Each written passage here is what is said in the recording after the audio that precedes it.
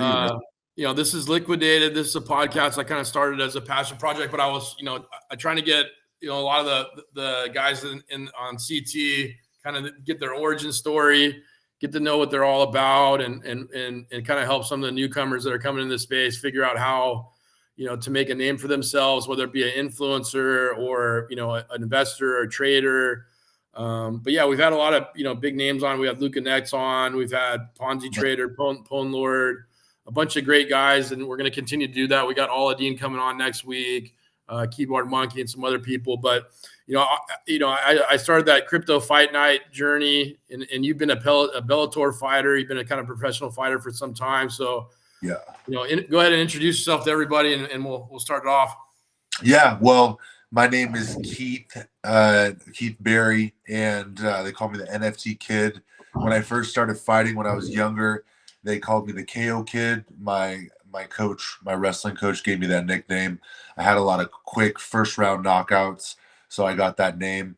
But yeah, I've been fighting for a long time, but crypto was kind of like my way out of fighting, probably 6 years ago.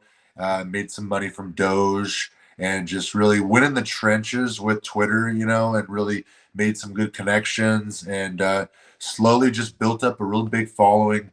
But I've kind of done that with different ways. Like, obviously, I'm into crypto, I'm into NFTs, but I was in the very beginning, I was buying a lot of NFTs from smaller artists and just kind of uplifting people. And then it just seems like everyone loves fighting. Most people like it. And then everyone on crypto Twitter, they love crypto, obviously, and weed. So I love all those things. So those are the kind of my three main brands is weed, crypto, and fighting. So I kind of combined them all. And yeah, man, you really helped me out a lot. You got me introduced to the guys at Crypto Fight Night. And yeah, I've been boxing a lot this last year and a half and really focusing on the one art of boxing. I'm like a stand-up fighter, so boxing is I don't know, very passionate about it. Mm-hmm. It's fun to focus on the one art of boxing, and I just won the KOL. You were the one that told me about it, the KOL Fighter of the Year. Yeah, congratulations on that, and yeah, you've been killing everybody on all these fights, and but how did it all start? Did you grow up in it was your parents fighters, or were they into martial arts, or what got you into all this stuff? So I grew up in Marietta, California, and I did Taekwondo and stuff when I was a kid. And I was raised with a single mom, so I was just a rambunctious, rowdy kid. So I was always just getting in little fights at school and this and that. And then my mom put me in karate, and then I ended up getting into jiu-jitsu and wrestling. And then I started to calm down. I didn't want to fight in the street. I'd rather compete against other people, other athletes that are actually competing, and not just people in the street. So yeah, I got stabbed when I was in high school. I was getting in too many fights. I got stabbed by some Mexican guys kind of near the border here in California. And then it kind of turned a lot of things around for me. My wrestling coach was like, dude, you're stupid. You need to train and fight real fights and do some amateur fights and work your way up to the pro circuit. So yeah, that's what I did. After high school, when I turned 18, I got my first fight. And I won by knockout in 30 seconds. And then I think my third fight, I got the record for one of the fastest knockouts in California at 5 seconds. Wow. And then, yeah, then a couple fights later, I got another 5-second knockout. So I had two consecutive, or not consecutive, but I had two really fast knockouts in my record, So I thought that was fitting for the KO Kid name. And then, getting into NFTs and crypto, I love NFTs. I love the whole community aspect. I was like, you know what? I'm going to go balls deep on this, and I'm just going to change my name from, KO Kid. I'm going to just start being NFT Kid. So that's kind of where that came from. And is that where a lot of your following came from, and originally fighting, and then it got into crypto, or where's most of the following from, you think? No, it's mostly all crypto people, because when I was fighting in the UFC for Strikeforce, I only had 4,000 followers, and I was it was back in the day when crypto, or not a crypto, but on Twitter you could only be verified, so they only had the verified badges. Yeah, I remember. Yeah, now everyone can buy it, but it was really prestigious to have that. So I had that, and then I started getting into crypto. So I think that did help me leverage things, and they're oh wait, this guy he's like a established fighter and he's getting into crypto. So I got a lot of support, and I did buy a lot of people's NFTs and supported a lot of people, and just went through the whole cycles, from 2019 till now. And when you did like Taekwondo and jujitsu, like is there like a kind of like spiritual aspect of that, like that kind of like calm you down a little bit, or like did it treat you like created like a certain type of discipline for you at all, or? Yeah, like I said, I was like, my mom was a single mom. My dad wasn't around, so I was just rambunctious. I needed I'm like a very physical kid, so I needed like a sport. I played football. I wasn't passionate about football because like our football team sucked and they would lose, and I would but I liked individual sports, so I really gravitated towards wrestling, jiu-jitsu, karate, and my karate instructor, he fought in the first UFC. His name is Mark Hall. Yeah. He broke this. I think he fought a sumo wrestler. The guy was like 400 pounds, and he broke his nose, and he won the fight. And so I watched him fight in the UFC, like the very first UFC days, and when I was like 8. So I definitely had like fighting, like kind of triggered in my mind, since I was young. And like, did that like allow you to like really focus on like discipline and like schedules and things like that, or like were you always kind of like that? I got more disciplined as I got older, but I just after I got into too many street fights and I got in trouble too much, that I was like, I'm gonna focus on like, making money with fighting and doing it that way. So, but now like I feel like I've had a lot of fights. I've had close to 40 MMA fights. I've had maybe like 10 boxing fights and handful of kickboxing fights, hundreds of jiu-jitsu competitions. Now, like going through all this and helping some people with, karate combat and things, I'm like, I really do find a big passion to be like a coach and help people, give people good advice, and just kind of show them the ways, kind of give them the shortcuts so they can just kind of like not have to do all these, like go through all these trials and errors of things. Just I already know all the things to do, so just do this, do that. Especially for like young fighters, if you get somebody young that's motivated, that wants to fight, that will listen, then we'll do well. Yeah, I feel like boxing and fighting is like kind of like a thankless profession. But that being said, like the best people I know are fighters. They're the most disciplined people. They're the type of guys that most guys that are fighting are in great shape, or very good looking dudes that could go to the clubs and do the girl thing and do all that other stuff. But they choose not to. They choose to wake up at 6 a.m. and work out and eat good, and get paid nothing to do something that, really get into a fight for 5 or 10 minutes, and it's really impressive to me, the people that do it. But do you have any recommendations for people that are trying to fight and like are struggling? Like, how do you pick up these other ways to make money? Oh, like actual just fighters in general? Yeah. Well, fighters, the thing is, like, you have to market yourself, right? So they have to find like a little marketing niche and this and that. So I have all these like, NFT communities and people that support me a lot. So I've gotten a lot of really good sponsors and I've been lucky, but it is harder like for the fighters to get sponsors, because you need people that already believe in you, that want you to succeed, that don't really care about the ROI of maybe their company or what they're doing. They mostly just want to use it as a tax write-off, support you, and then kind of get into it from there, right? But yeah, it's kind of crazy. Like and for people that are listening that are in the crypto space, like if you get paid like a couple grand to fight, like in a real fight, these guys are ecstatic, whereas we're paying like, $5,000 for some shitty mint of some like thing we, are super gambling on, in the NFT world. So it's, anyone that's around, any fighters around that world, just kind of respect like with all the stuff they go through, and if you can help them out, give them a shot and help them out. So what about the weed space? When did you get in the weed and all the other stuff?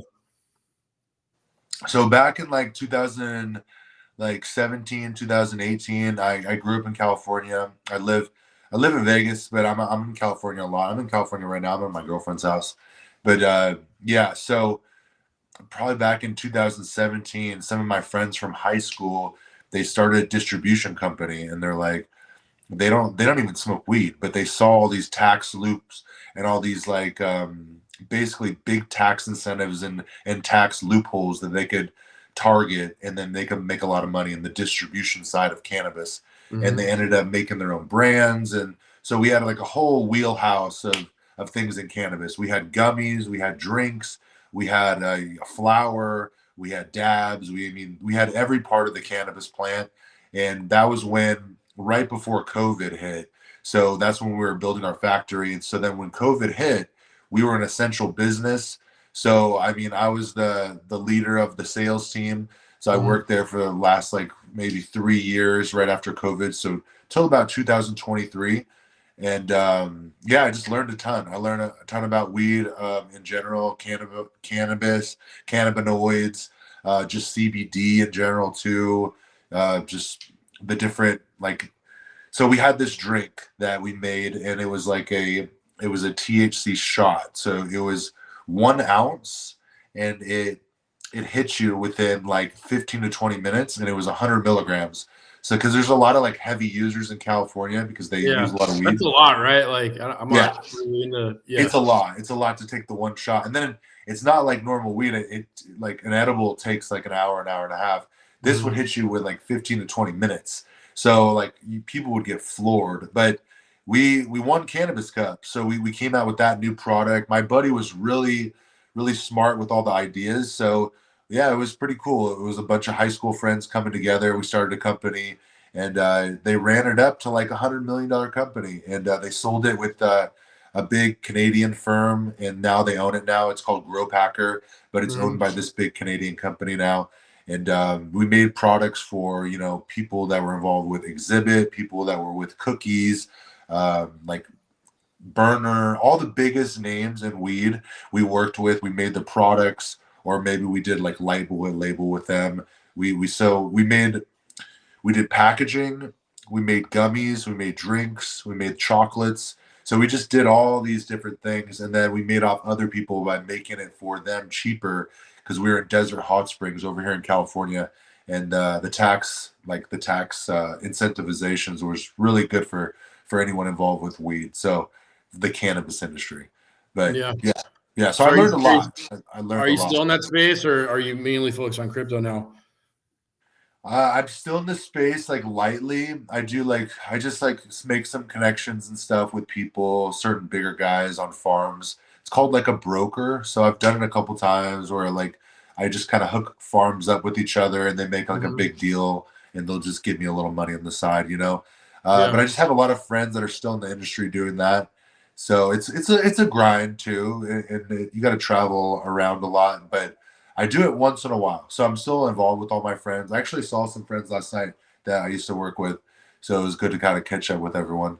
But I have a lot of friends in the weed space / I guess trapper space. I don't know. It's like the only few ways to exit the matrix, right? It's like you're either a trapper or in the weed game, whether it be gray market or whatever, and or you're a crypto guy, or you got lucky in real estate or some tech thing. So those are the people that show up at the club at least. So in LA, it's usually the trapper kind, but a bunch of good guys in that space are doing really well, especially the connect between Vegas and Los Angeles. And I think there's a big connection between guys that started off as trappers or were in the market of buying drugs on the internet that got into crypto for sure.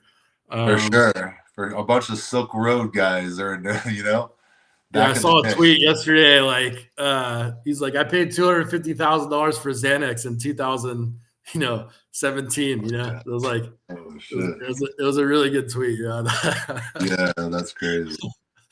But yeah, it's funny. Like most a lot of origin stories for crypto guys are from, I bought this on Silk Road, or I was selling this. Well, see, like our whole crypto industry is very like, it's a lot of sketchy kind of things. Gamblers, fighters, like illegal things that were used just like Silk Road. And then now it's coming a very more mainstream, and it's used for good things, obviously too. But it's just funny. We all come from like some crazy backgrounds, And It's definitely starting to, like for me, I'm a big Bitcoin believer. Obviously they're finding other ways to do different markets, but obviously, human beings like to make money and play games, and crypto is quite the casino for some people. And they're going to find great ways to do financial markets or otherwise. I think on chain, we'll see how that goes. There's going to, I don't know. I feel like the stock market, I keep saying this, is going to become the next meme coin market. They're starting to institutionalize and provide access and ability for all the foreign money to come in to invest in the stock market. So I'm curious to see how crazy things get in the U.S. markets once that's able to happen. But yeah, I guess that's for a different conversation. But what about the art? Like, I'm kind of funny myself. I was a big jock in high school, played football, basketball. I got into some street fights, but was always interested in boxing and was fortunate enough to have this weird moment in life where we've been able to do this for a little while. But I always loved art, and I think I loved art because I couldn't fucking draw anything. I didn't know how to do it. Like it's dude, that's exactly what I say. I was literally gonna say the same thing. That's why I enjoy art too. Yeah. So anyone that knows me knows I'm kind of a man's man and all this other stuff. But if you go in my house, I have a bunch of street art, 5'5" original paintings. Every single painting, every single thing in my house is original, and it's either I had it custom or not. And for me, I just fell in love with real art much more than digital art. I do like some of the AI generated things that came out. I'm more interested in historical NFTs. Like I have a rare Pepe Nakamoto and a CryptoPunk. I think I'm looking at the V1 punks right now, which has been getting a little bit of press lately. Which I don't know if you know what the V1 punk was, but apparently the CryptoPunks is a version 2, the real CryptoPunks that are the high valued one. And apparently there was a V1 that had some issues with the code, or they could have got drained, or there was some issues. So they fixed that and wrapped the V1 punks. So you can get a V1 punk right now for like I think 3 or 4 ETH. Oh, okay. Yeah. So I want to think about when to pick up with those. As far as I didn't even know about that. Yeah. So as far as these real NFTs, like actually, Keyboard Monkey I was talking to him a couple of days ago. He sold the original AI generated NFT, which I think was called like a Robbie or something like that. Yeah. And the floor on a Robbie is like $1 million. Yeah. But it's like the ugliest piece of shit you ever seen, like ever. It's like it's just it's more like the community, right? And like all the stuff built around it, and and the lore and the history behind it, So like I do think Fidenzas and some of these other NFTs will have some staying power. For sure. But we'll see if the NFT markets come back. That I'm hearing rumors that they're doing all these treasury companies. There's things called DATs that are coming out in the U.S. markets, and I feel like some people are going to bundle these DATs that IPO that will have some NFTs included into it. But we'll see if that's a true story or not. What have you collected, or is it more? Do you like invest and flip, or how do you approach the NFT market? Lately I've been collecting some Yuga assets. I got a couple mutants lately. I was trying to collect some of these D-Gods, but I don't know. The D-Gods, I don't think they're going to go anywhere. So like right now I'm trying to look for good deals on like, quote unquote blue chip type of NFT projects, So I like these G's on Ape. I was doing a gaming space today. And I'm like some of these big ape chain NFTs. So I'm kind of like spreading myself around. But dude, all those CryptoPunks sold, and that everyone's like, oh, that's the NFT bull season has started, So a lot of bigger NFTs are being bought up right now. And obviously Ape Fest in Vegas is coming up soon. So they're going to get a little hype on that and a little bump in price.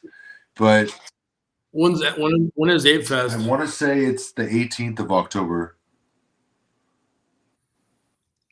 Okay. When is the Canelo fight? That's coming up. Yeah, that's like is this September? Yeah. Yeah. Yeah, I don't think I'll be in. I think I'll be in Vancouver still in October. But it'd be cool to go to one of the 8 fests. I've never been to one of those. Do you have a fight coming up, or are they still trying to figure out if you're coming in on Singapore? Yeah, they just asked me if they want me to fight, if they want me to do a pro fight on it, and I said, yeah, for sure. And yeah, I did the brain work and all that stuff, a brain scan, CT scan. So I still have it. It's good for 5 years. So yeah, if they want to do a pro fight, that would be awesome. It's way better with 10-ounce gloves. Those 14-ounce gloves are hard to fight in, you know? Yeah, it's funny. I've never like knocked anyone out like ever. And then I knocked that one guy out with 14-ounce gloves. That was pretty cool. Yeah. But you've had some amazing success, bro. I've been right there for it. I love it. Yeah, you've knocked a few guys out, man. Those 10-ounce gloves would get wild. I fought that karate combat with you in Mexico City. And boy, those 4-ounce gloves were pretty scary. Yeah. Like I didn't think any fight would last that long with those gloves on. Yeah, tiny. The karate combat actually has really good gloves too. Like the way they made those gloves, they're better than the UFC, because the UFC ones, it's hard to hold your fist because they're so tight, and it's like it's weird. But the karate combat ones, they're really quality gloves. Like it's all like free for your hand, easy to punch, easy to close your fist. Easy to poke in the eye. Easy to get fucking poked. So for people that don't know, Keith got poked in the eye pretty bad for his first karate combat fight. It was a cut on my eyelid, though. It just looked like it was my eye, but it was just my eyelid that broke. I could have kept fighting. If it was any other fight, the fight would have kept going, you know? Yeah, it looked terrible when I saw. I actually wasn't able to watch the fight until I got home, but I was like, wow, this is crazy. Keith's losing his eye and shit. No, that was fine, though. It worked out.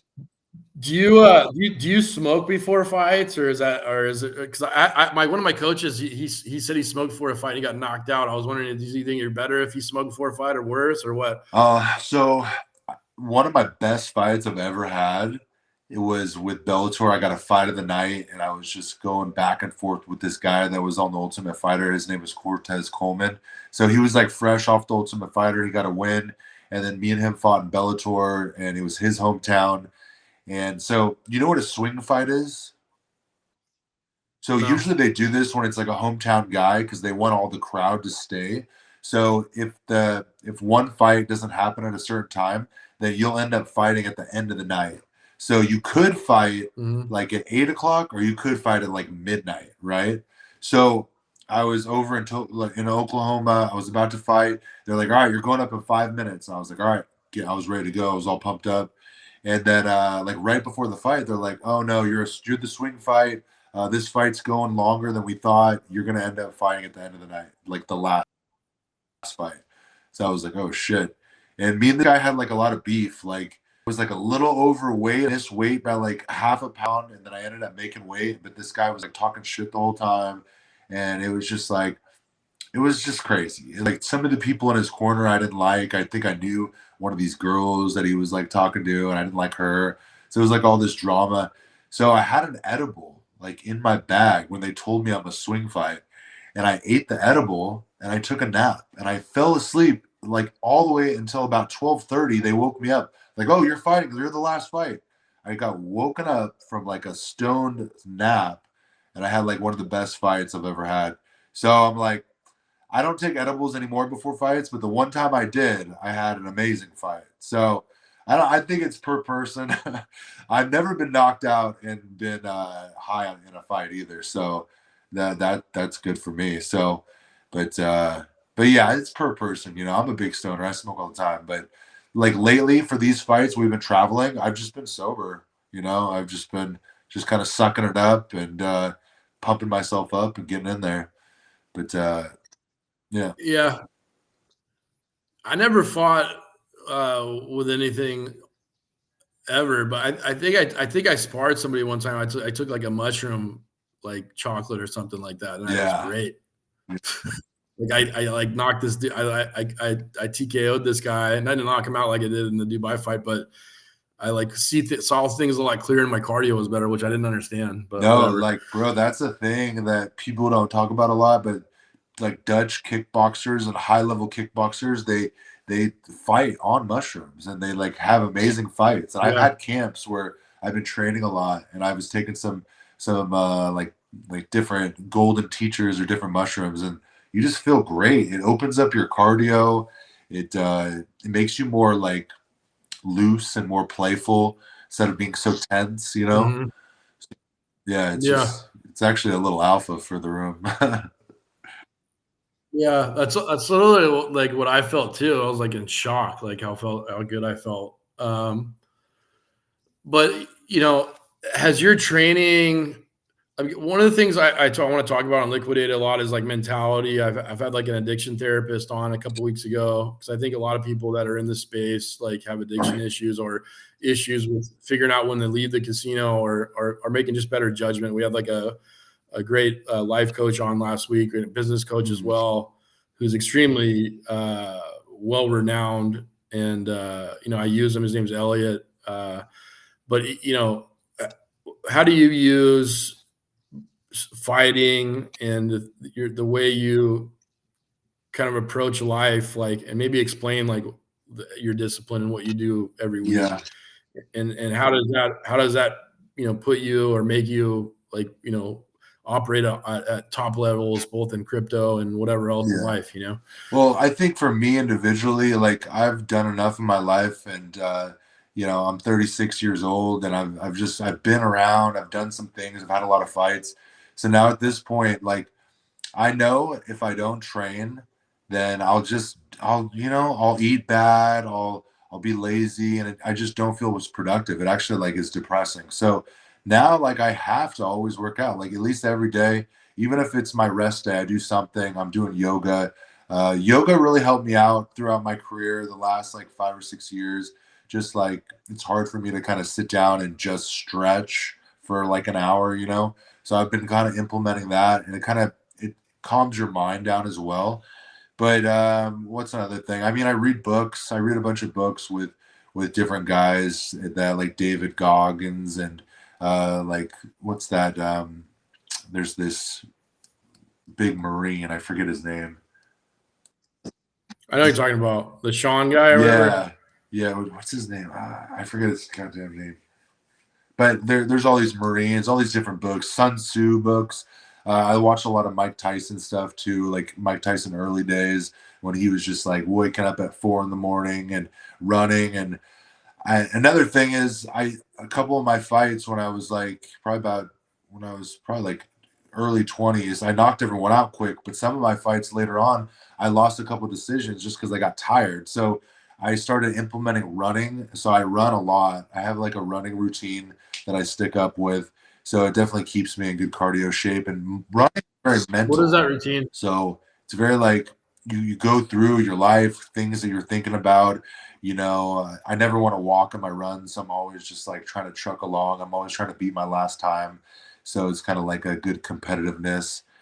But yeah, man, I would just say you talk about addictions. I'm definitely addicted to training and the rush of it all and just staying in shape. Because when I don't train and when I don't have a fight or anything, then you have no purpose. You feel like kind of bored with life. Yeah.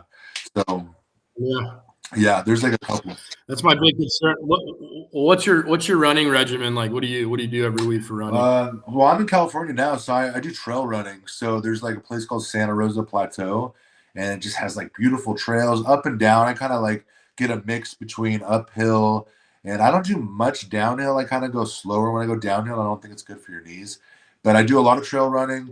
Probably like 3 or 4 times a week, I'll do trail running, and then at least once a week I'll do like some hard sprints, and then another day I'll do like stairs with maybe shorter sprints with maybe like one kind of fast 3 mile. I've been like trying some different things out for different cardio, but I'm always running at least 5 times a week. So yeah, and it Mhm. gets annoying because my feet, in the morning, my feet are hurting. I gotta go run. I'm like, oh shit. But What about yoga? yoga's a lot easier. Yoga sometimes I've been a little undisciplined with it lately. I need to get back into it. I haven't been doing as much as I should. I've only been doing like maybe like 30 minute sessions. I used to do like hour and a half sessions. I need to get more. But do you do that like a week, or do you do that or do you like 3 times a week, No, or it's how like every day often? when I wake up, I do like a little yoga, like 30 minutes to just kind of wake up my body. But I used to do it for a lot longer. I just need to like extend my session. I just have a lot going on, I'm always trying to hustle. It's always crypto shit that I'm doing in the morning. So sometimes I'll listen to spaces and I'll do yoga for like 30 minutes and then kind of get my day started. I mean, yeah, dude, like I try to do all this stuff. It's hard to train like a pro athlete, and I run a law firm with like 600 clients. I do crypto. I got all these other, I do a Yeah. bunch of shit, and it's hard to keep up with all this stuff. I mean, I'm not making excuses, but it's like, I've considered, I know you want to fight me, and like Tyrone Woodley, like even mentioned that you wanted to fight. Like, I have to like really take that approach from like a pro fighter stance. It's like I almost have to give up a lot of other Yeah. things. So it's like it's insane. And I thought I've trained as close as I can as a pro fighter before for a few fights since CFN, but it really is a full commitment. And if most people can't even take 15 minutes a day to work out, and we're taking an hour and a half to do boxing, maybe another hour and a half for recovery. I should probably add 30 minutes for yoga, and I still need to run, which I don't run very much. Yeah. Some people don't run though. It's I swim too. I swim and I bike, I mountain bike. I try to just do all kinds of cardio, I try.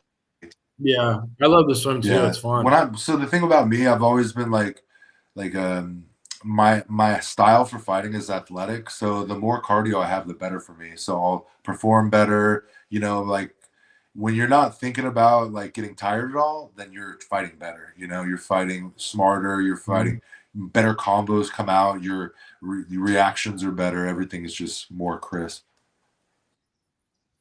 So you train most of your life for MMA type Yeah. of fights. I know you train with Sean Strickland and that crew, which they do just a bunch of sparring, more or Yeah, less, right? for sure. And how has that been with your experience with training with boxing coaches now? Do you prefer, since you're training for boxing only, are you learning more in boxing Yeah, I now, stopped going. I haven't or is been it? Extreme Couture in a while, like maybe a couple months. I go to the UFC PI and I'll spar with Sean, but it's like a boxing only ring. And then I go to Pound for Pound Mhm. in Vegas, and then I go to Temecula Boxing here when I'm in California. So I've only been doing boxing. I've only been really focusing, and it's kind of nice. It's nice. Like I did see Jay Chains the other weekend. I kind of kicked his ass at jiu-jitsu, and I was like, oh, I miss jiu-jitsu a little bit.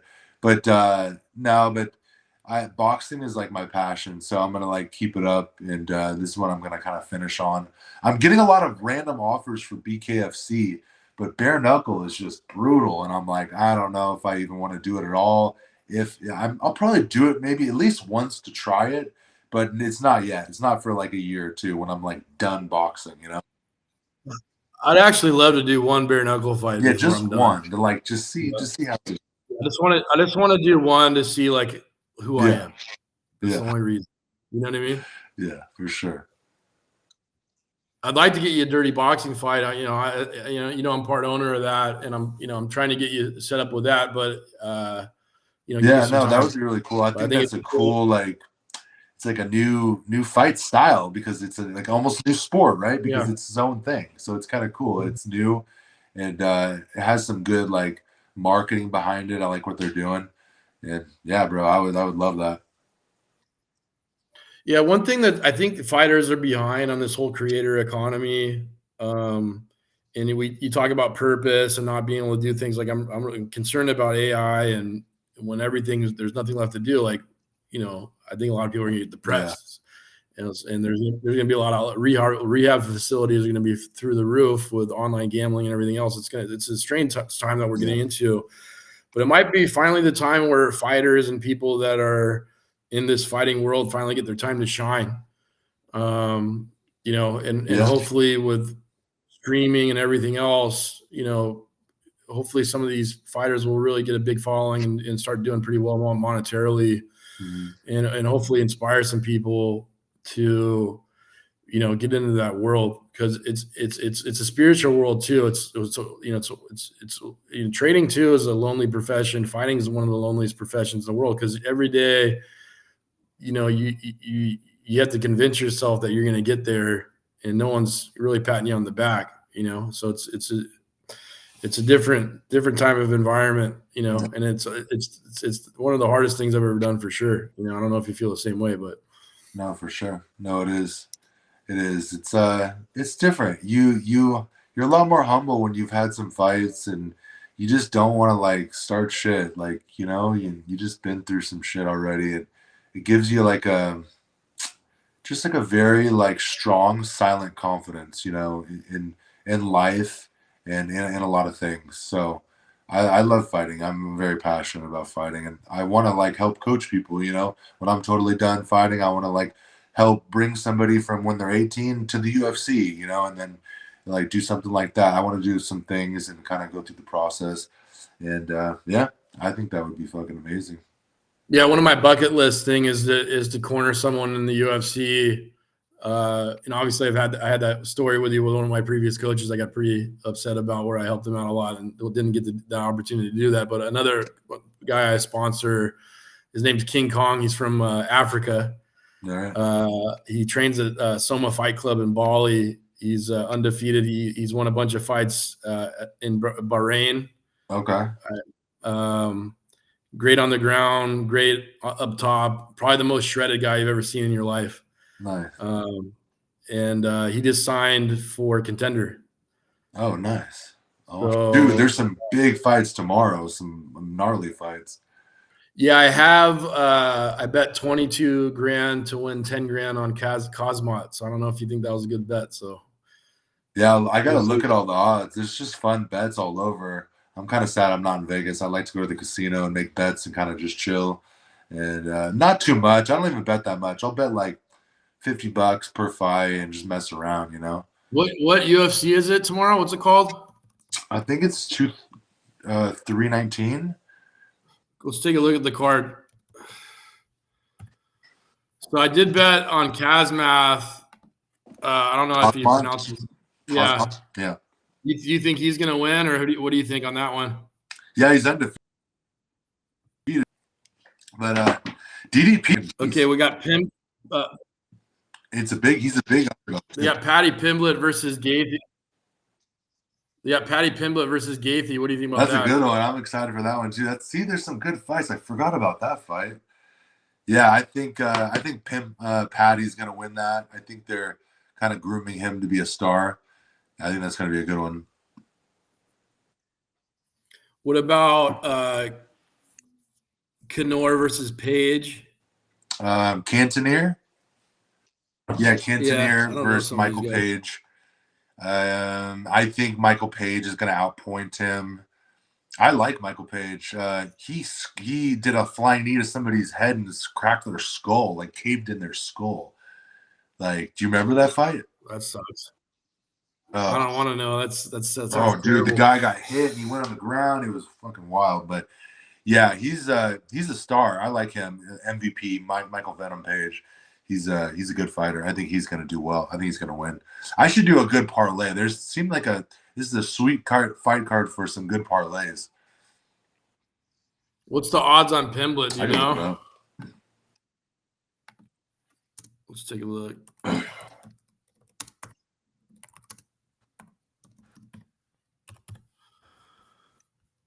I'm doing my recovery in a little bit. I'm going to do you get massages or anything?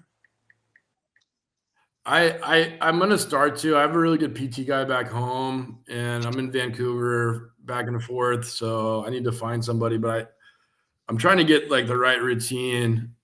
But Vancouver's been great. I wake up in the morning, I train for an hour and a half. I do recovery, like cold ice bath and sauna, but not a lot of. I need to do more stretching. I wanted to pick up yoga, and I need to lock in my diet a little bit better. Yeah. But I feel great. I've been here for about 18 days now. I feel very, very good. You're getting locked in over there. What's the deal with J Chains? Like the impression like I get was like he never really fought very much before, but he seems like he has a legit, background in fighting or some background in fighting. J Chains, I mean, he's like kind of always training and stuff, but I mean, I think his experience has been just doing all these fights and training for these fights that He had that fight with you. He had the fight with that one Billy guy, and then he But almost someone other mentioned fights. like So I on think he's Twitter, winning a like lot. this. Okay, because someone had mentioned like on the timeline, like, oh, this guy has got more fighting experience than anyone besides like NFT Kid. And I was like, okay, that sounds kind of weird. Like he must have been fighting before this. Oh no way. So I was always wondering, like, does No he way. have experience in jiu-jitsu? No, I murked him at jiu-jitsu, and he doesn't know how to wrestle either. He doesn't know any of it. I don't know who said that. I don't think. I know Jay Chains. He's a nice guy. I like Jay Chains, but like fighting experience, he doesn't have a lot. He only has a couple fights, and then a little, maybe a year or two. I'll tell you right now, he's got like a heavy hand. Give me 1 second. Dom, looks like we lost you for a second. Yeah. Can you hear me? Yeah, but it looks like he has a crazy heavy hand. Because when he hit me, like I've been, I've sparred with UFC fighters. I've sparred with pro fighters that obviously gone a little bit easier on me, but I've never been hit as hard as I got hit by him. I think right time though. That was like you got brawling a little bit, but once you kind of cleaned it up, boom, then you hit him probably the hardest he's ever been fucking hit. Yeah, you got popped. Yeah. That was a fun night. That was a fun night. That was good shit. What about like discipline with food? Or you eat really well, like don't drink, just do the weed stuff? Yeah, I stay away from the alcohol because alcohol just will make you eat worse too, and it's just empty calories. It's just not good for you. Alcohol is like just notoriously bad for you. Like there's all these studies with your mind. It like puts holes in your mind, and parts of your brain get fucked up if you drink too much alcohol over a certain amount of time. And as a fighter and like an athlete, you should not even touch alcohol like a lot ever, right? I mean, I drink here and there, like when an occasion or something's happening, then I will, but I don't drink often, especially if I'm training for a fight, And yeah, what do you typically eat? Like, what's your diet? When I'm in camp, like I'm not in camp right now. I'm kind of free. I had like a pastrami sandwich yesterday from this new place, but like a normal day, if I'm like training, then it's like I have some really easy things that I get at Sprouts. I get like these salmon fillets, so I'll make some salmon and rice, and I'll do some like asparagus, and then one day I'll do like chicken rice and Brussels sprouts, and I'll just mix it up. I've actually gotten better at cooking, just like really simple shit. And like eats, and I definitely have like a meat kind of a diet, like hearty, but I try to stay away from like processed foods altogether. Try to eat all organic. It's expensive to eat really healthy because you got to treat your body like a race car, right? You want to put the best fuel in it. Use the best oil change products or whatever. So the same thing with your body. So yeah, I've been eating a lot of organic the last like 10 years. I've been eating really good.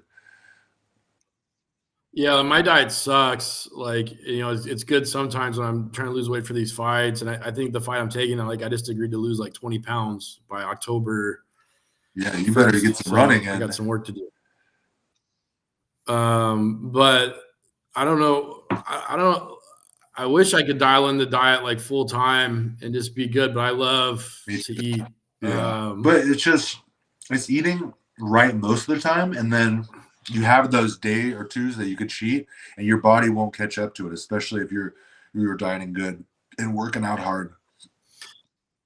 I think one of the main things for me is like I like to be good at a lot of things, but I also like to be degenerate. So it's like I also love the fact that I can be good at a lot of things and be disciplined with a lot of things, but also be degenerate. And like I'm trying to change my brain to be like, okay, like it's not cool to be a degenerate anymore. Like let's just be like cool. Disciplined all the time. You know what I mean?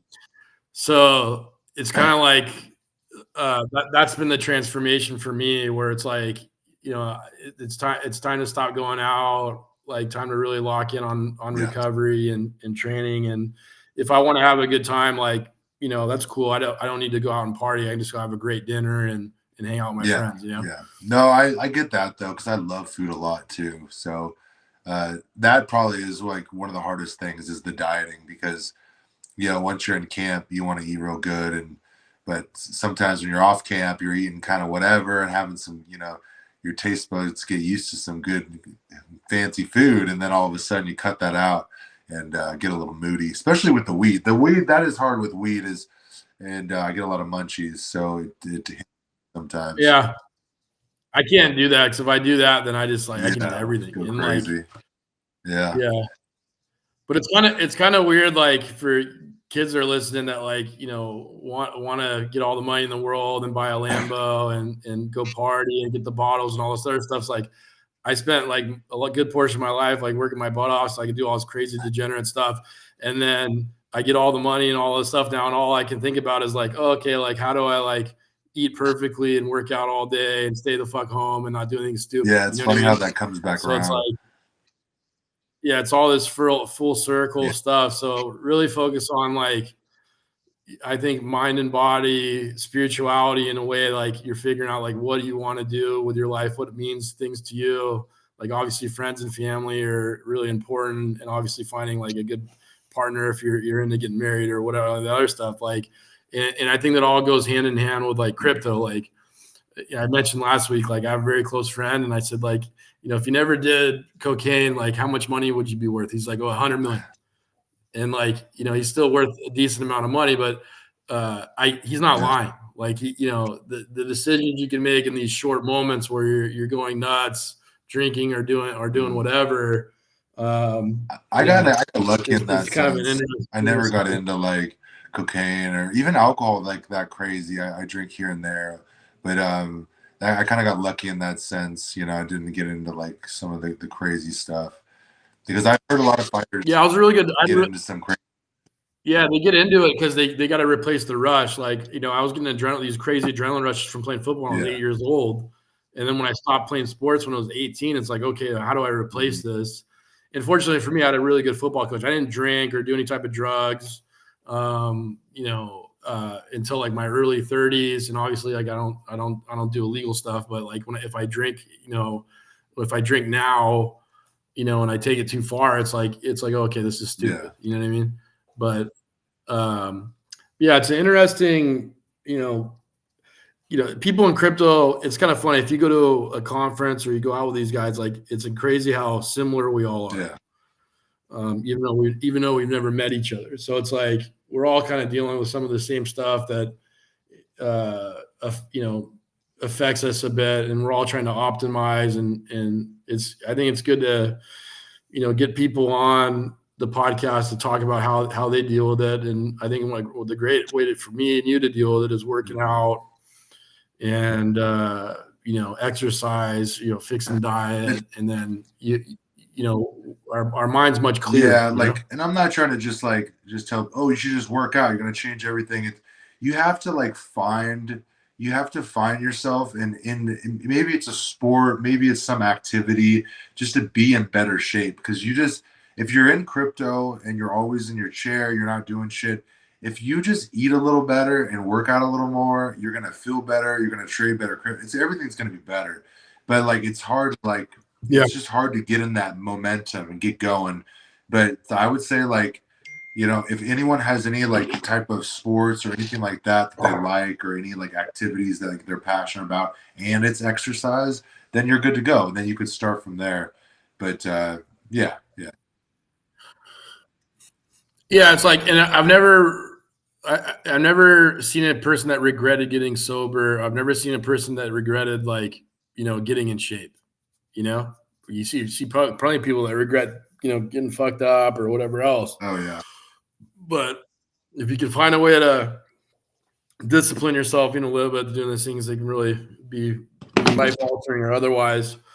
What kind of sponsors do you think you'll get for Singapore? Can you help me get some sponsors? And what's the plan for your trip? I need to get you on with Shibtoshi, with my guy with Squid Grow, because he's been the best sponsor for me.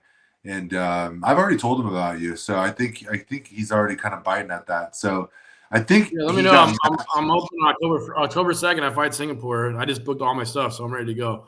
Oh, nice. Yeah, hell yeah. Yeah, we got to talk a little in the background. I have a couple things that I want to like show you and run by you because there's definitely people out there looking to sponsor fighters, especially you, bro. You're doing great. You've been really killing it in the game and just like undefeated. You're like 8 or 9 or 0 now, like just killing it, man. So Yeah, this next guy stands no chance against you, bro. But I guess he just wants to get in there and test himself. You know, good luck to him, and he has balls. So I'll give him that because it's embarrassing. I would be really scared to fight somebody if I didn't know how to fight and they knew how to fight in front of all these different people, and it's my very first fight. It's just crazy. So yeah, it's kind of interesting, like with fighting, like I mean, no, like when I had my first fight, I was scared as shit to have my first fight, and like it's a process, but I applaud this guy for taking the fight because a lot of people I know you want to fight me, but like we've asked like 30 people in crypto that are pretty big fucking dudes if they want to fight, and then no one wants to fight, and this guy wants to fight, so I respect it. Yeah. And the reason why I fight is because I want to test myself, find out who you are, and this is the only way to do it other than fighting in a war, and I'm not going to fight in a war. So yeah, amen. You're right. It's the closest thing to war, like before going to war. Yeah. So amen. yeah, but I appreciate you having you on, brother. Look forward to seeing you in Singapore. Maybe we can do a pod out there, like a little stream or something. Yeah, Check in, but definitely good to see you, brother. Thank you, bro. Thanks for coming on my podcast too, my little NFT spaces and stuff. And I remember I talked to you a little bit ago, and yeah, you're welcome anytime, man. And we're gonna work on some sponsor stuff on this one, because now we have enough time. We have a lot of time before this next one. Not a lot, but a good amount of time to get some sponsors going. So that's cool. All right, brother. Appreciate it, man. All right, brother. Talk soon.